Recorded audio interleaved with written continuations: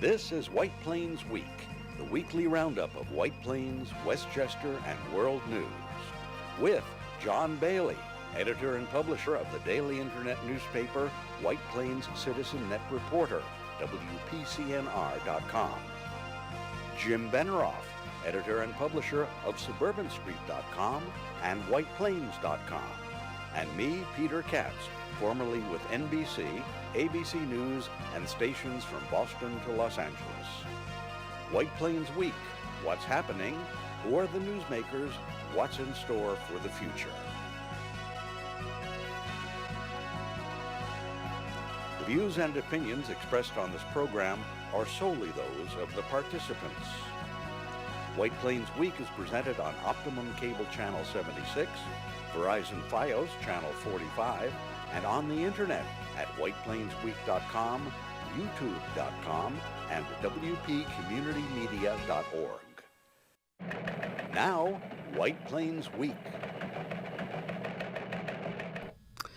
Good evening, Mr. and Mrs. White Plains, Westchester, and the world. John Bailey, the Citizen Net Reporter, with you. Peter Katz and Jim Beneroff are on assignment tonight. And now, here are the headlines. City unveils plan to spread affordable housing developments throughout the city in a Monday night work session. The city 2019 assessment roll out today, Friday, March the 1st, is down less than 1%.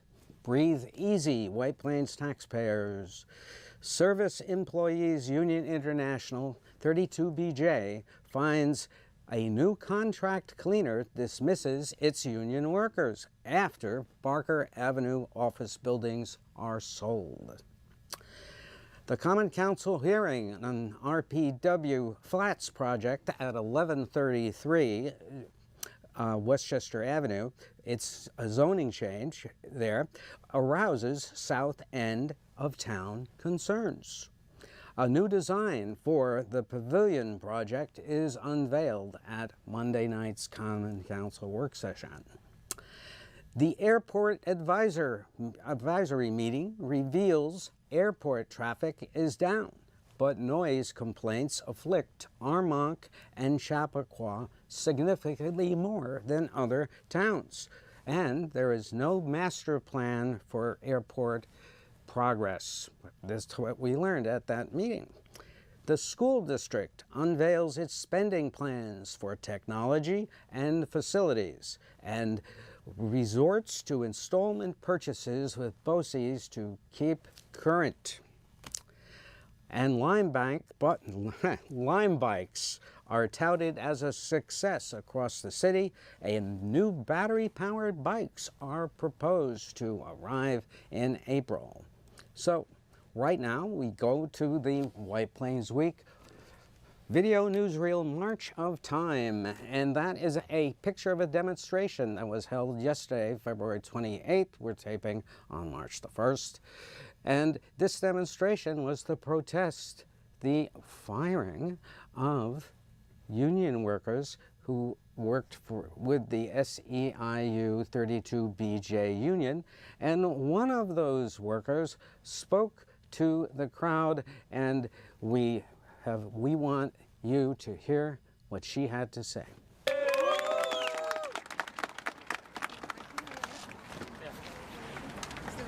Okay, yeah. Buenas tardes a todos. Good afternoon, everybody. Mi nombre es Araceli Hernández. My name is Araceli Hernandez. Yo vivo en White Plains. I live in White Plains.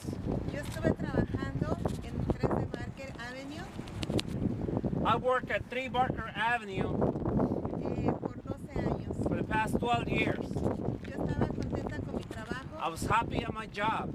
Los clientes estaban contentos conmigo. Everybody was happy with me.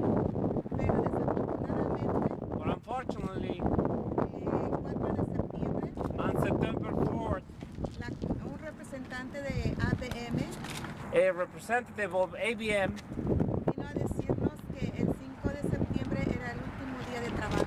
came and gave us the bad news that on September 5th will be our last day of work with ABM.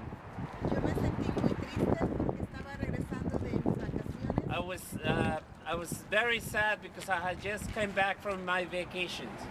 Y también estaba preocupada porque ese dinero extra yo ya no lo iba a tener para ayudar. So I was very concerned that I was not going to be able to bring money to my home. También yo tenía beneficios con la unión, I also used to have benefits with the union. como para el dental, para los ojos, y tenía otros programas en el cual a mí me ayudaban. I used to enjoy a dental plan, a vision plan, and other programs through the union that used to help me a lot. Ese servicio que nos da la unión es mejor que el seguro que tengo para mis hijos, me cubría más los gastos. The insurance that I used to have with the union was a very good thing for my kids. It was even better than what I currently have. Unfortunately, this is the day that I still cannot find another job. Yo necesito el trabajo con unión porque es bueno para mí. I need my job. I need my job with the union because it's good for me. Ahora no sé, es muy difícil conseguir un trabajo con unión. It's very difficult for me these days. Y bueno, eso es todo. Muchas gracias. So thank you very much for coming to support us. Thank you. And we spoke with somebody who refused to even tell us his name. He would not give us his name. We gave him the business card, we gave him the names and the phone numbers of all the workers. Not one person has gotten a call. The union hasn't gotten a call. We haven't been receiving a call. We sent a letter, we called, we tried to figure out who the new cleaning company was. But guess what? There's no law in Westchester County that says the cleaning company for any particular building has to be listed or posted or shown any place. And it wasn't until we started talking with the new workers that we even got the name of the company, the new company, Zauber Janitorial. And we were lucky enough to have one of the new workers share with us how much they were getting paid, and you can see from these checks the difference. So at least the worker that showed us their paycheck was making minimum wage. Workers that had been in the union, that had fought hard and improved their conditions, were making more than that. We know that at least one person was only working 2 hours a night when the workers that used to work in the building worked 4 hours a night and got 20 hours a week. Part of what's going on here is that we think not only should these 4 workers have the right to continue working here and make a decent wage, but Westchester should also be a place where there's fair competition for responsible businesses. And if the Zauber Cleaning got the contract because they said they pay their workers less, that's unfair to responsible contractors, just like it's unfair to workers. And here in Westchester, we should not be about a race to the bottom. That where workers' lives and wages and benefits are sacrificed so a company can win a contract to clean these buildings. So we want to lift up, celebrate the workers who worked in the building, shine a spotlight on Zauber Cleaning, and are here today to fight so that the 4 workers who worked cleaning offices for many years have the right to continue working in this building, have the right to continue making the wages and benefits that they made before, and have the ability to take care of their families. So shame on Zauber. I have stood with our 32 BJ workers for 245 Main Street in White Plains. And I stand here today for 1 Barker Avenue and 3 Barker Avenue, where my wife worked for 15 years in that building, and she cleaned my wife's office, okay? This is unfair, okay? We want jobs. I am proud to be with labor, and I'm proud to stand here today with 32 BJ. Thank you. Yeah! That was Benjamin Boykin, the chair of the County Board of Legislators, having the last word there, and he is right. It is unfair, and this is White Plains. We should not be doing this to people as corporate members of the community, no matter who you are and how much money you want to save. This is wrong. I mean, it's not to be believed. This is the face. Is this the face, the real face of corporate America? Saving money, the bottom line, just not even giving people notice? It's not my America. It's not my business. I have been fired and not given notice, and it is not a nice experience. And once someone told me that, John, have you ever had to fire somebody? It's really tough. No, it's not. It's easy, because that means you did not develop that worker, you did not inspire them, and you couldn't find a way to help a good worker, but you fired them anyway. That's not hard. That's easy, isn't it? But anyway, that's all I got to say. So all of you out there who look at bottom lines and don't see people behind those bottom lines should take a hard look. And as Lenore Friedlander pointed out, who was the woman speaking in the middle of that video, this is a problem. If a contractor can cut their price to a firm to give them service at a lower price, the firm will take it. But they should not be allowed to fix a price like that, and just to get rid of union employees. That's what. And there's the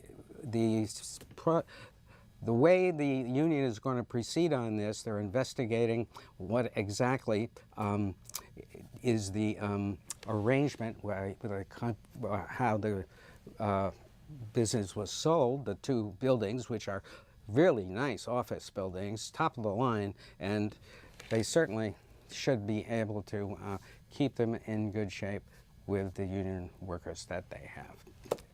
Enough said on that.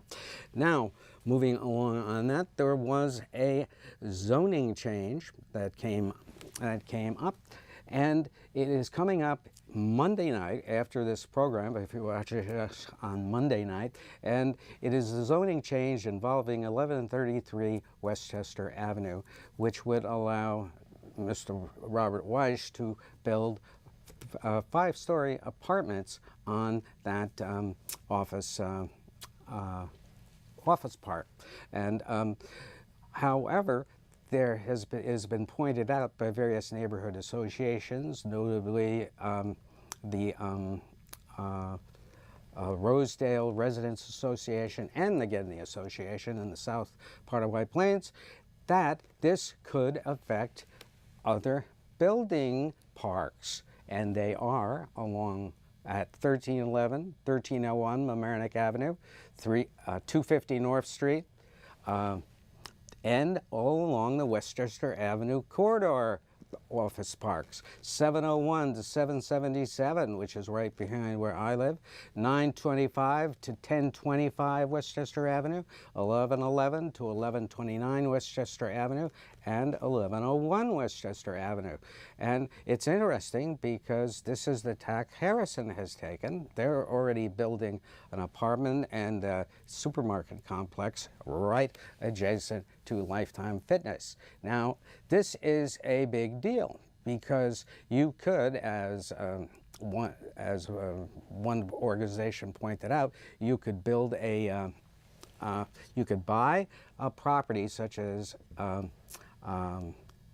Wynwood, which is moving into another office park on Mamaroneck Avenue, and at the planning department meeting, the planning board meeting, it was said that they were not going to sell it. They would sell it to anyone. There was not necessarily another school, which means it could be bought by a developer, and you know what happens then, right? They want to do something, and they could build perhaps a high-rise right smack dab in the middle of the South End. Lots of them. Now, moving along, we have a redesign of the pavilion. The pavilion redesign was presented on Monday evening at the televised work session, which is a great work session. You should see it. A lot of stuff going on. And this is a view of the pavilion redesign the road going down on the right is Martine Avenue, I believe, and this is 60 South Broadway, and they've added some green space on the outside going up South Broadway. So that is the design, and this continues to roll along. Meanwhile, the big hole there just sits there. And listen, we have to speed some of this stuff up because, you know, we have to grab while the financing is available. Now, I also attended the airport advisory meeting at the Westchester County Airport on Wednesday evening, and we heard a noise monitoring report and on a number of other topics in the noise situation. If we could go to the next slide, we should have the listing. Yes, here we are. There is Armonk at the top of the list with noise complaints through January. Armonk, 2,413, Pleasantville, 138, Chappaqua, 110. And interestingly enough, it was brought up by two pilots who were there at the meeting and a part of this board, and that the air traffic at the airport is down. We have the next slide showing the airport. There we are.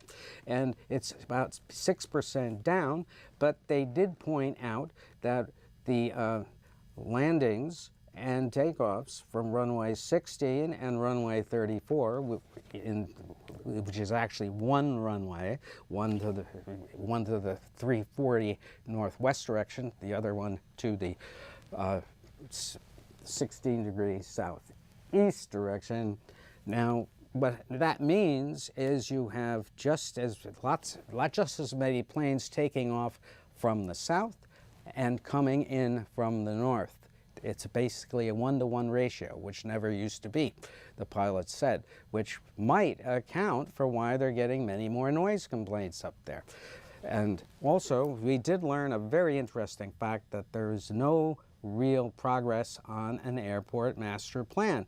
Now, we've been talking about this airport since, let's see, last January. That's about almost 14 months ago. And they have to really start deciding at the county level what they want to do with the airport. We don't think they want to do anything. What do you think? We'll see about that. Now, down the south end of White Plains, the school district met on Monday night and gave us a good look at what the rest of the budget is going to look like for technology and for facilities and some other sections, and it's well worth seeing. However, Dr. Ricca said that they were waiting stuff on the budget. First, we'll hear from Dr. Ricca, then we'll hear from the business on the technology and what they plan to do, and then a look at what we're going to spend on facilities in the next year. Of course, this is just one of many ongoing conversations related to the budget. We're still waiting for some information at the local level before we're able to finalize and begin to discuss the actual true numbers moving forward. But we're excited at the opportunity to talk with the board and with the public about ideas that we have that stem from our long-range plan and continue along our trajectory and our mission to continue to offer an outstanding education experience for all of our kids. So with that, I will first introduce our first is technology this evening, right, Mr. Velez? We had one-to-one iPads for the incoming grade 6 students at Eastview. We have the one-to-one iPad program expand to Highlands Middle School. The incoming 7th graders received their previous iPads from Eastview. They carried them over. We had 25 additional LATIC teachers were trained district-wide, and each were provided with an iPad cart. There's about 750 iPads. The district, we are planning on looking to move the data center, our central data center at the high school, over to BOCES. That's in more of a thought and planning stage at this point. I did send you a little write-up of what they were, so I'm not going to go. Highlands, it's really the courtyard that hasn't been touched, probably from probably, I think it was 1991. when they put the library and the media center in the courtyard. And that was a task. I really have to give my hats off to the contractor that did that job, because I've been in that courtyard. I don't know how you got stuck in that courtyard. We replaced the windows in the auditorium, and we just to do those 3 windows was really a challenge. So what we have here in technology, they are going to spend about $625,000 on the putting iPads into the 6th grade at Eastview. In fact, all kids in every grade now have iPads, which is a great advance, and that means they will only spend $225,000 a year of that for the next 3 years, but also they have the use of the iPads next year. A very solid decision there, I think, anyway. And in facilities, you notice there that they were going to spend about $6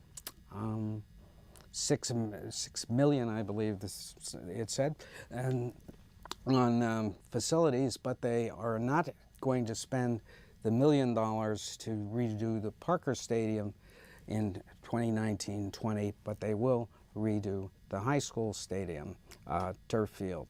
But and this is he had mentioned, Frank Stefanelli, the head of facilities, that the district is not erring, but is going solidly with keeping the aging buildings in the White Plains school system up to date and repaired. That's why it seems like we're repairing them a lot, but it beats spending $38 to $40 million for a brand new school and increasing your capital investment. Another point that was made up, the White Plains High School was built in 1961, and to replace that high school today would cost about $100 million. And that is what you're staring at. If you don't keep up your buildings, you have a problem. Now, I got information this morning from the assessor's office that the White Plains assessment roll is down slightly, only $136,000, and that is good news. It means that the tax assessment for the city is about even with last year, so that is not going to mean an automatic increase in the tax rate to replace the lost assessments. So this is excellent news, and it also indicates that the White Plains housing market is sort of a split personality. You've got expensive houses keeping the average sale price up, but of course the houses go down if they're sold for underneath what residents thought they were worth, but the prices of the medium houses are going up. So this is at least good news for the taxpayer. Now, coming in also in the Monday night council work session, we had a report on bikes, and we have the bike slide, and there it is. The principals of the Lime operation in the area said that for the 10 months that Lime has been in operation in White Plains, they have given 43,000 trips on Lime bikes at $1 for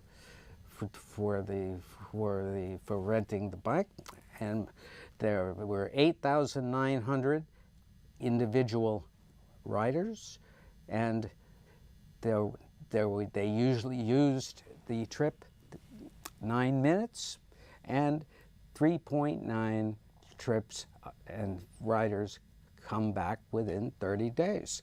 That is impressive. It appears to be appealing. Now, where do they go to and come from? Here's the next slide. It shows you that. The train station is where most people pick up their bikes, which actually is helpful because then you do not have to pay for a cab. and you can move faster and get places. And even in the winter, it has continued to be used. And 62% of riders who try a Lime bike will take another ride in 30 days.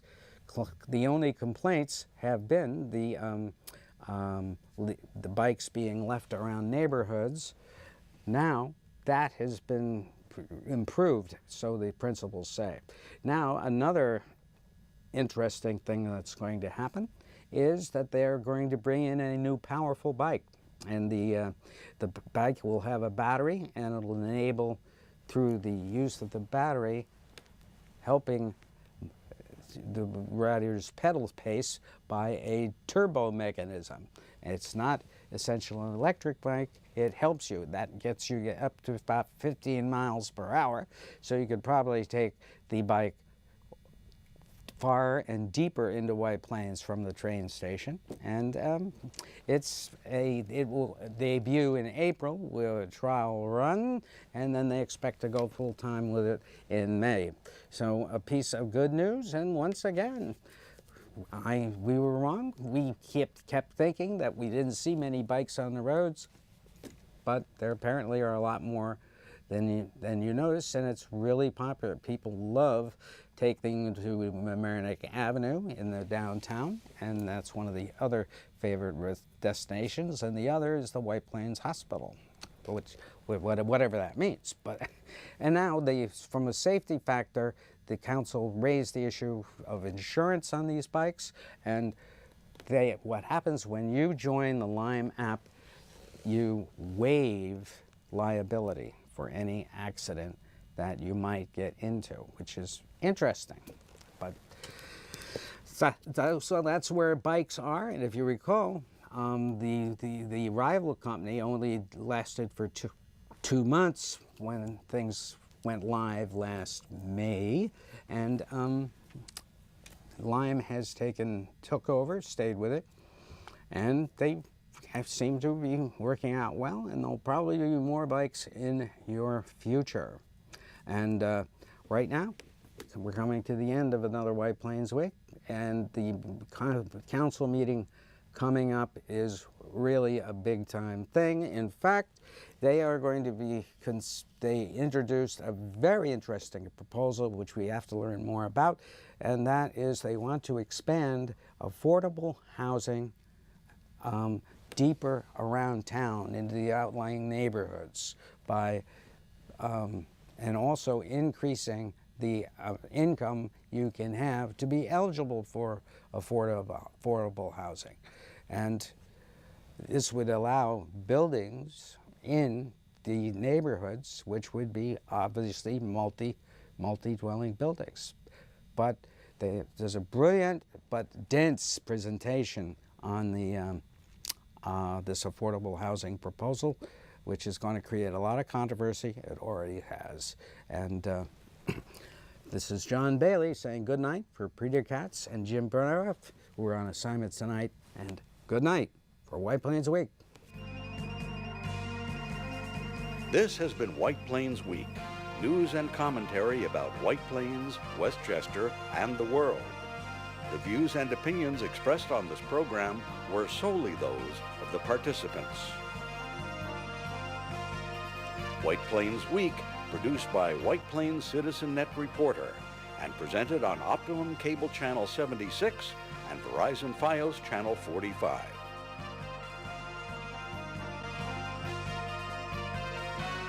You may view White Plains Week anytime on the internet at whiteplainsweek.com, youtube.com, and wpcommunitymedia.org.